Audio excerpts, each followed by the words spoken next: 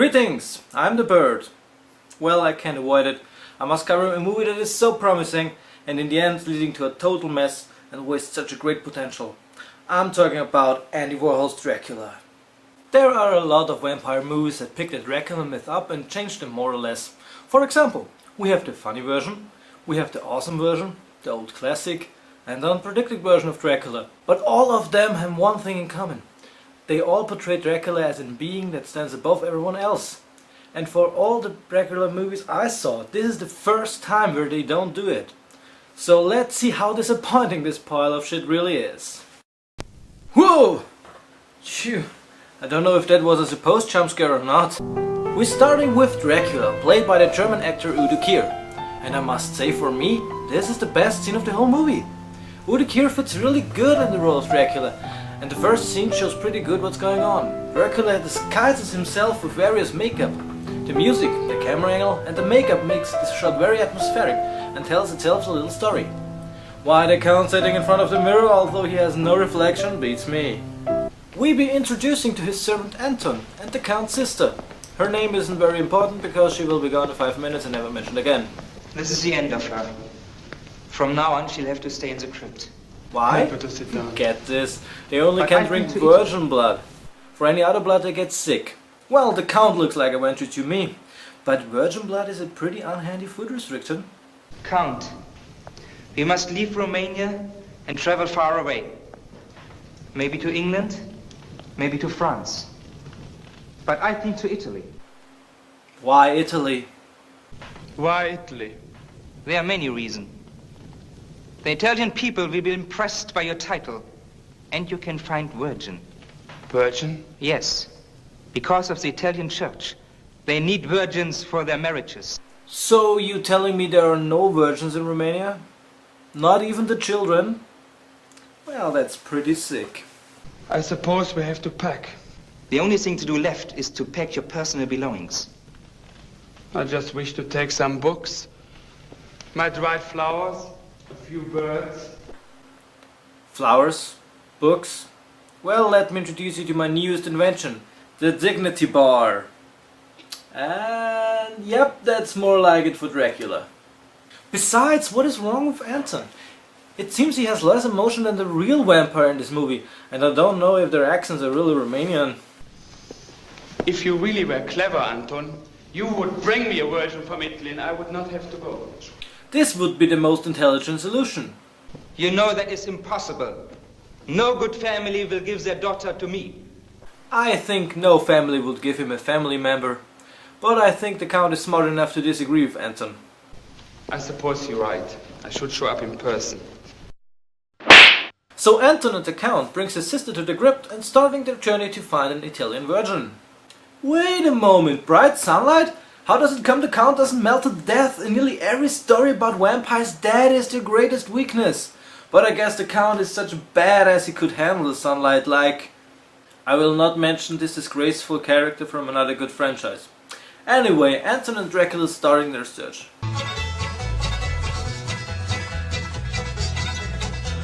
It's time to meet our love interests, Esmeralda, Sapphira, Rubinia and Perla.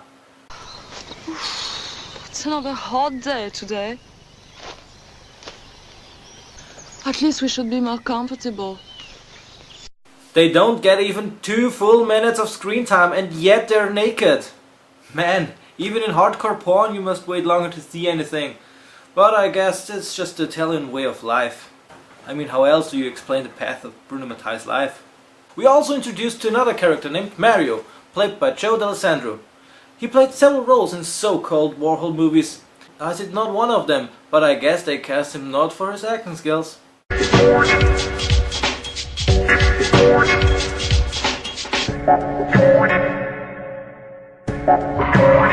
Meanwhile, the Count arrives in Italy and takes a room, while Anton gets information where the local virgins are.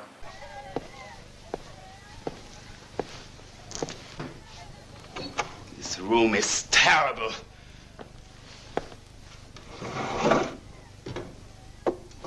So he can touch crosses.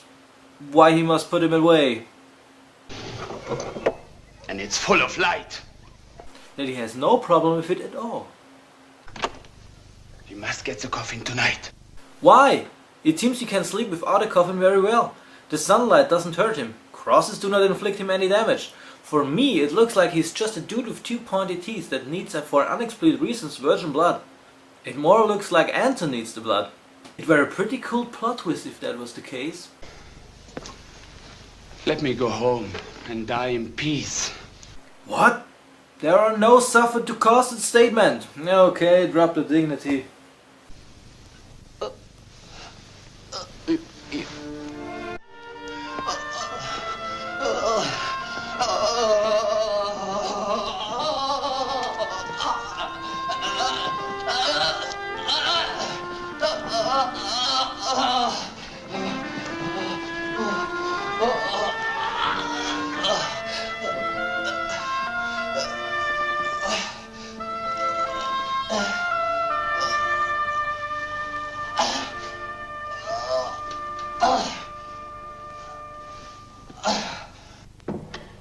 After that, Anton meets the father of the four casualties, daughters, and set things up. The no more so wealthy landlord takes this agreed and falls in love immediately with the count's name. Dracula, did you say? Dracula. The sound is so intriguing. 3 syllables. Dracula. I think I like that name. Fine, we get it. The Count is Okay, traveling with... no one ever find Anton suspicious. I mean, look at him, he's looking like a freaking psycho. Even Hannibal Lecter blinks more often than him. Of course, like the good servant he is, Anton's searching for potential alternatives.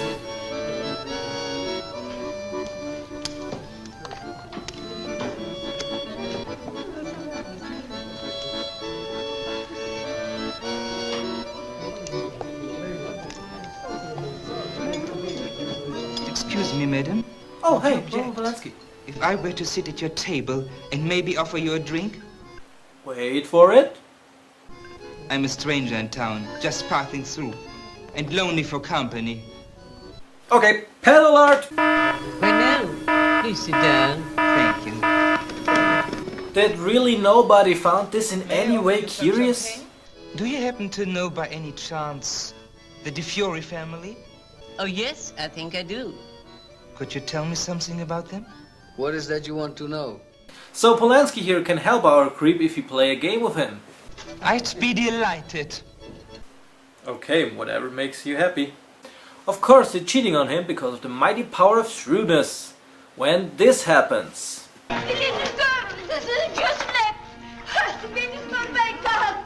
She's bleeding. She's bleeding.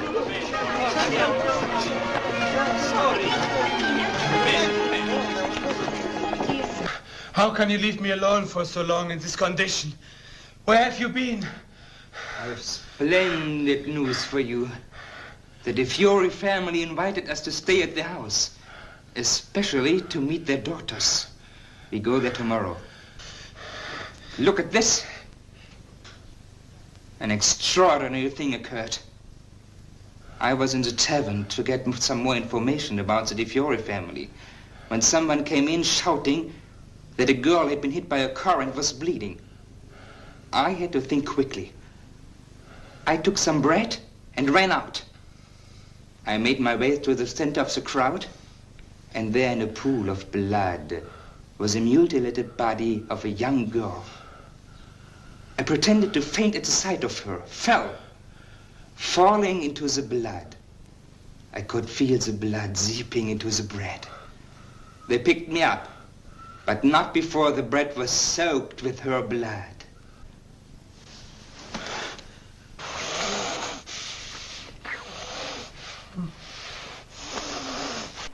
Yep, here we are. Dracula drinks the blood of a girl from a piece of bread. You know what that means. At the mansion, the parents explain their daughters that Count Dracula come visit them to choose his future bride. Yes, Dracula. Just the right amount of Orient and Occident, of reality and fantasy.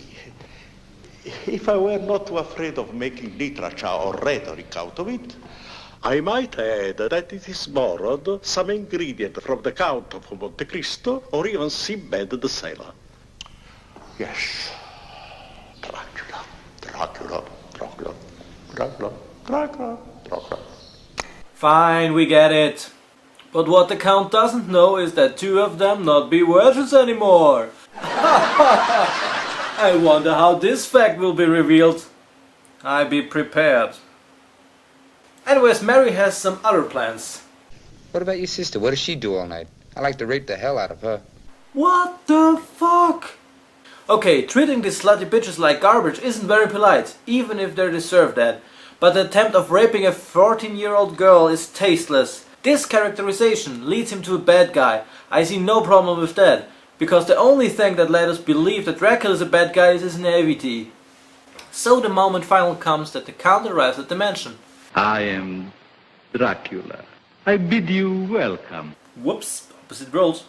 Well, until the Count performs Anton's magnificent plan, we've got more pointless scenes.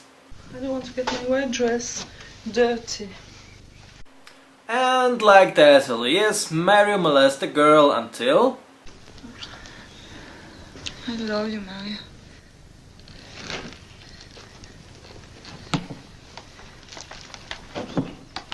Yeah, that's right. He'd had Mosby'd him. Oh my god, you just did it again. You just Mosby'd me. Well, back to the story. Count Dracula may not seem like the ideal husband, though he's of a very good family. You just have to learn a little give and take. Of course, he's deadly pale. But then he's a vegetarian, and they all seem to look like that. Which reminds me, I've prepared his special diet, and I want you, Safieri, to take it up to him later. You know, I don't understand why you want me to go away with him. You just don't know what kind of man he is. Something bad could happen to me. You know, he could take me away and beat me or something. Foreshadowing! It must be tonight. But how can we get at them?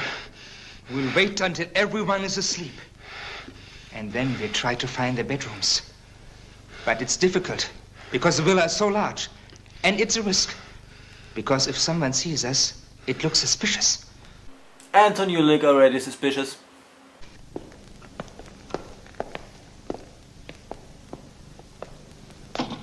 I've brought you something to eat. Anton, I wish to talk to this young lady. Leave us alone. Looks like the Count can finally make his move. You're a very pretty girl. Well, my family requires that I marry a virgin. I've heard that. And are you a virgin? Yes, of course. How is it that you never had a boyfriend? So unusual to find a girl developed as you are who never has been with a boy. It's not that unusual. Besides, I am not that developed. Yes, but when you were a little girl and your body's starting to change, somebody must have put their hands on you. Did anybody touch you here? Or here? Or here? Did Chef ever touch any of you here? Okay, did he touch you here? Did he ever do this? No, not even the doctor. Not even the doctor? No. Well, finally, nearly an hour into the movie, Dracula gets his first real action. But as we know, his victim is not a virgin anymore, so...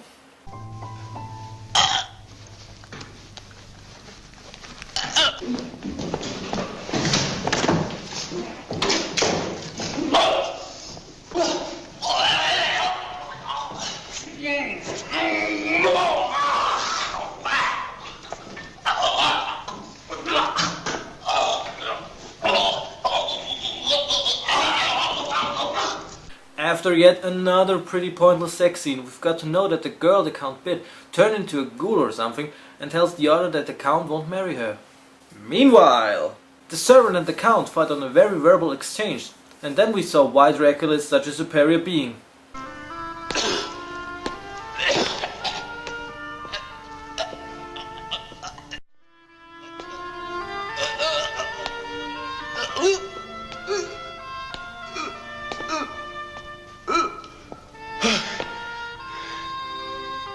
Pointless sex scene, talking, the Count. Yeah, I like the same padding like last time. So he tried less to figure out if she was a virgin this time. I think he's pretty desperate this time, but also more careless. Tell me the truth. But that is the... You have no reflection! And again, the same conclusion. At this time I think Dracula is a really moron. I mean, he can easily touch the girls and they do whatever he wants. Why he don't just look if they were virgins anymore and then bite them? And if anyone turns into mindless ghoul after the bit, why don't he sneaks in the youngest rooms, bite her, therefore she turns into a zombie and simply kidnapped her? Why taking the risk on the second time? Does the leg of blood turn him to a blockhead? Well, the best the landlord can do is to leave the mansion. Anton in the meantime tells the rest that the Count have to leave and return to Romania. Wait, there are no virgins in Romania. Does it mean Dracula and Anton give up their plans? Does it mean the Count accept his fate? How old are you, little girl?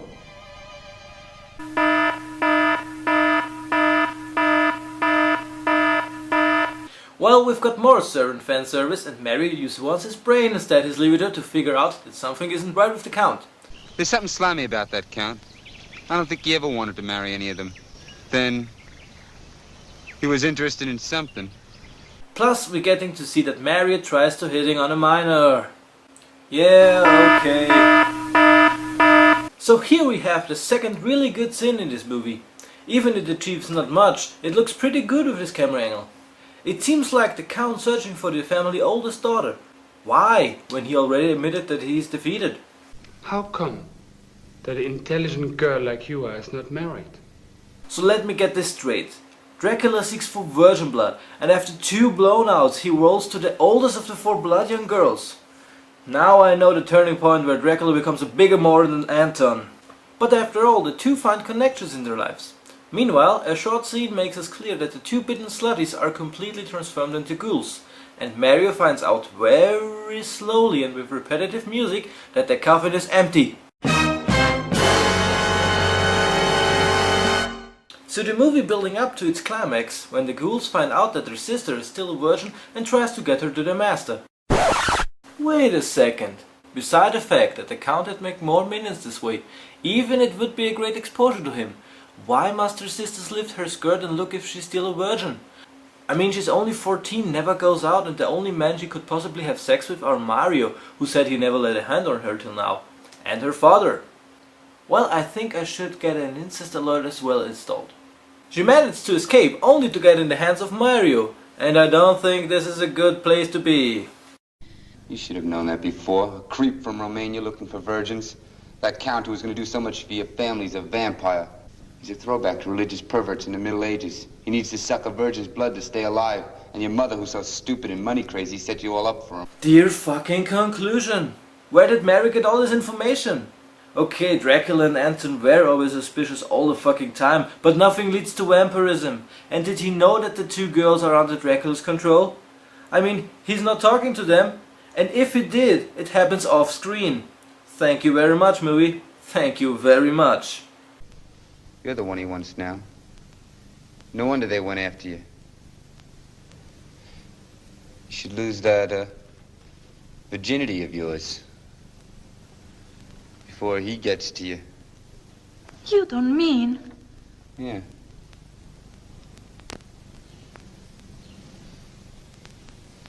Why not? Why not? Why not? First of all... And second, why don't you protect her and run for it? The Count is weak, aren't able to stand, not to speak of pursuing you two. And besides, you saw him collapsing on the stairs. How much of a threat could it possibly be? And with that choice, Mario lost all sympathy whatsoever. There were plenty of options, but he chose this one. And with that, he's officially a completely mother-effing bad guy. Mario, you earned an unexpected villain's seal of approval. My God! How dare you put my daughter in such an unfortunate position? Shut the hell up. You don't know what you're talking about.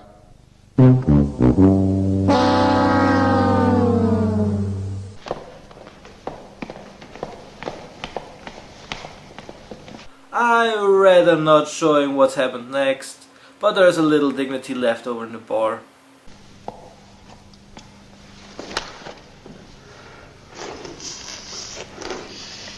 Well, I guess I don't need this anymore.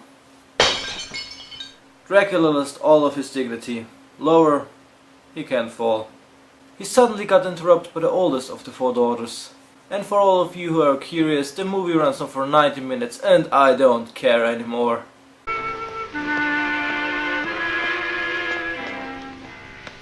What happened when you went to see the Count? He was much better than you. I'm sure. Look at her. And her. Why were you taking your sister there? Why would he do that? You mean you still don't understand? You're sending him up to meet a vampire. What? The Count's a vampire, so forget about a wedding and start thinking about how we're gonna kill him. And now it's time for Anton and Count Dracula to turn tail and run. But I guess because they are completely idiots, they'll do something stupid.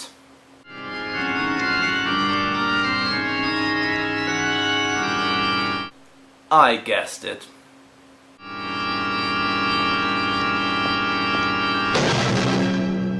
Okay, I don't believe that the person who plays Anton is a real good actor, so it must be the last evidence that Anton is not a human being. No one reacts this way in such a situation. But anyway, so a fast-paced chase scene follows, where Mary pursues the Count and Anton runs into the girls and their mother. Don't shoot!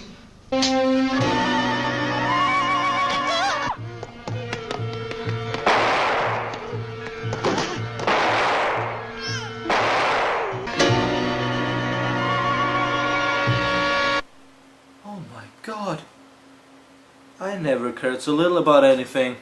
Well, Anton, you will always be remembered as a creepy, fucked up servant.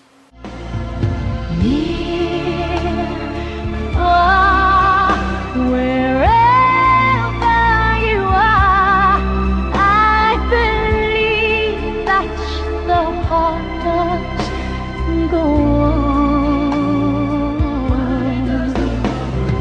Once more, you open the door, and you'll hear in my heart, and my heart will go on. The pursuing goes on and the Count loses an arm. Whoa, I'm not expecting this gore so late in the movie. Dear Jesus, was it really necessary to put so much violence so far into the story, or is it just because to groom more hate for the groom? No, I can't show you the scene. At this point, Mario is the villain and Dracula is the victim. Think about it. Dracula kills not a single person in this movie. At least the ghouls were still alive. In not a single scene he's showing supernatural powers. Therefore you can compare him with a rare animal who needs special food to survive. His intentions are only to live, so with a lot more tolerance and kindness, maybe mankind understands him and gives him the blood he needs. On the other hand, we have Mario, who did the whole movie nothing else than fuck 3 or 4 women, bragging about how the rich people will fall and the revolution will come, and harass nearly everyone. No, I'm not showing such an asshole torturing another being. Instead, you've got similar scenes.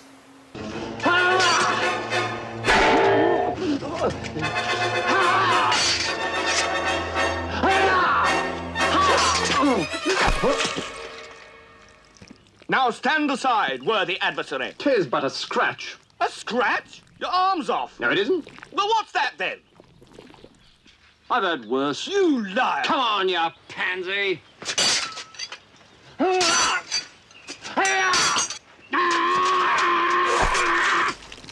Victory is mine. Right!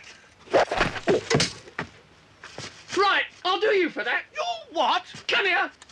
What are you going to do, bleed on me? I'm invincible. You're a loony. The Black Knight always triumphs. Have at you. Come on, then.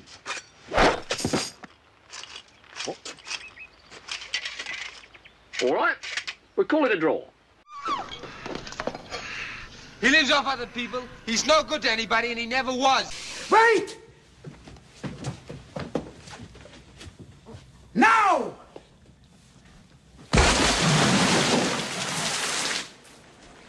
Oh, my God! And the oldest daughter kills herself because she was a ghoul too. And so Mario and his girl walked away the whole scene. And the credits roll. This movie sucks! With every inch of my body I curse this pile of shit to eternal hell! The first part was boring and then reminds more of a cheap 70s softcore porn, and finally it let every Dracula fan down with a really shitty ending. I hope to never see this fucking movie ever again. I'm the Bird, end of line.